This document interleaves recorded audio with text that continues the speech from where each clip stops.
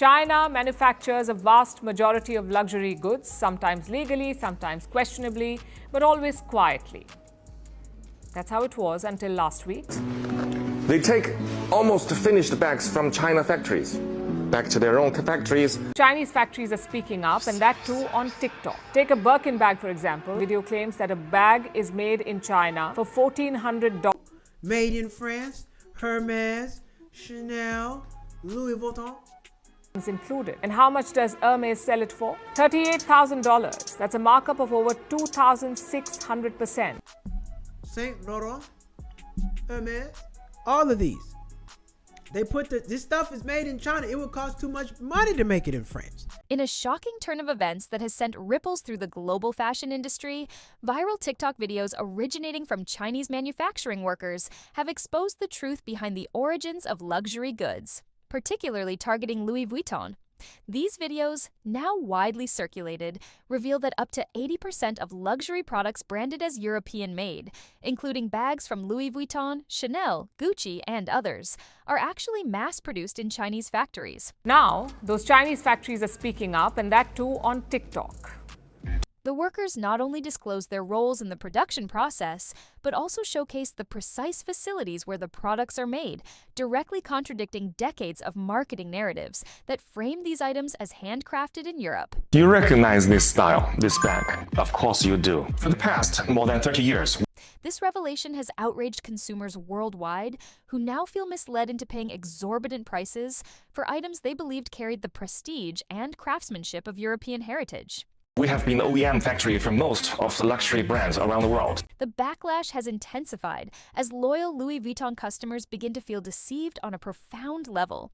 What was once perceived as a premium brand with exclusivity rooted in French artisanal tradition is now under scrutiny for repackaging low-cost Chinese production as high-end fashion. Our price is only 1/10 of those from the boutique, but we have exactly the same design, same material, and we're even the same group of people who have been making this bag.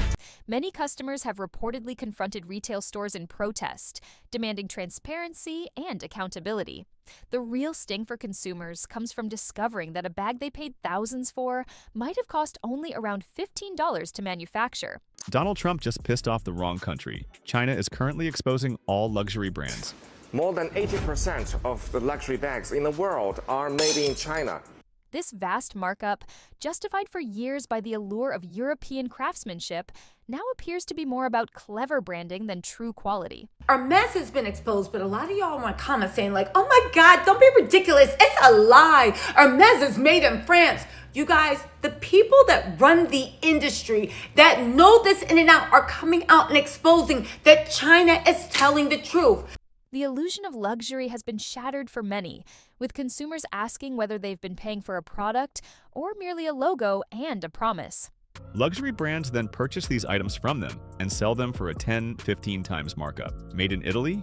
Made in France? It's all made in China. At the heart of this controversy lies a larger economic conflict, as tensions between the United States and China escalate amid ongoing trade wars and tariff disputes. Chinese manufacturers, in what many interpret as a strategic retaliation, are pulling back the curtain on Western dependence on their labor. The factory workers' decision to expose luxury brands appears calculated, intended to show how deeply entrenched the global economy is in Chinese manufacturing. Your Prada, Gucci, and Louis Vuitton, they're all made in China. There's no such thing as a knockoff. All your branded goods are made in the same factories, stored in the same warehouses, all in China.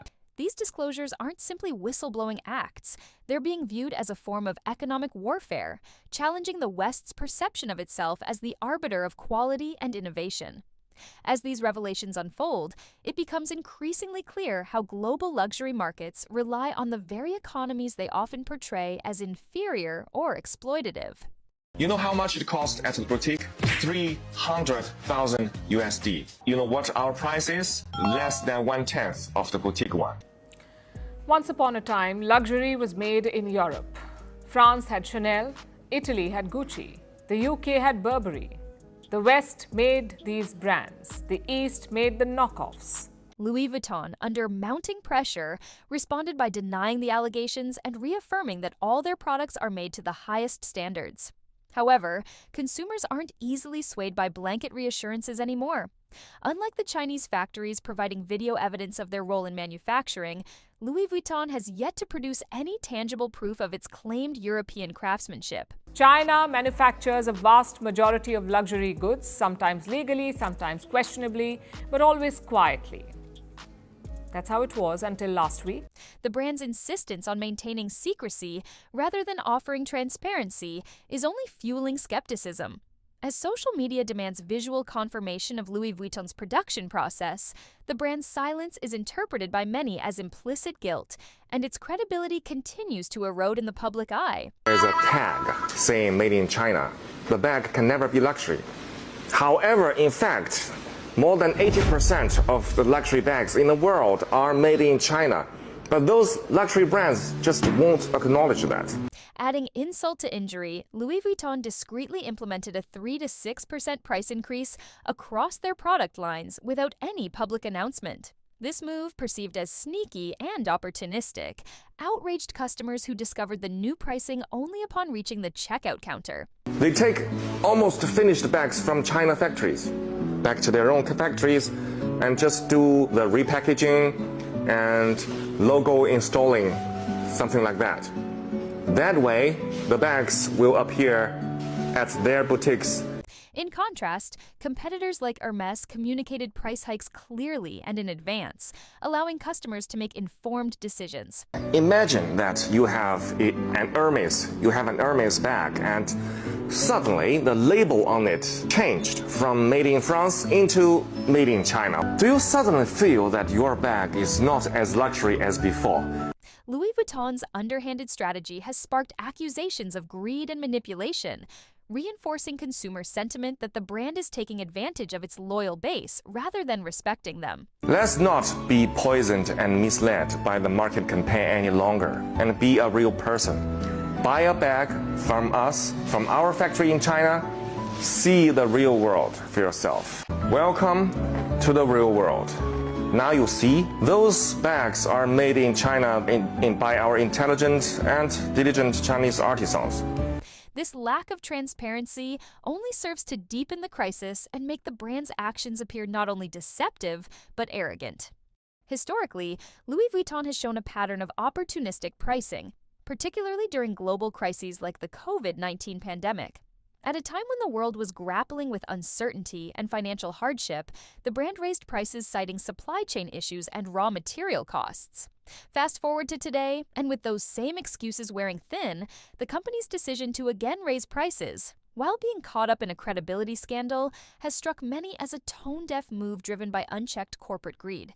Consumers who were once proud to carry the LV monogram are now questioning whether they've been exploited by a brand more focused on profit margins than honest craftsmanship. In response to the growing backlash and the spread of damaging information, Louis Vuitton and Hermes have taken aggressive legal action. The luxury giants have filed lawsuits against their alleged Chinese manufacturers, accusing them of breaching non-disclosure agreements, leaking trade secrets, and even producing counterfeit versions of their products. These lawsuits aim to protect brand integrity, but also raise eyebrows, especially considering the manufacturers being sued were trusted partners for years. Allegations have surfaced suggesting some factories were double-dipping, producing authentic items by day and counterfeit ones by night. This has only intensified public scrutiny and painted a picture of an industry rife with secrecy and betrayal, where long-standing business relationships have soured under the weight of exposure. Despite the legal threats, public demand for transparency remains unmet.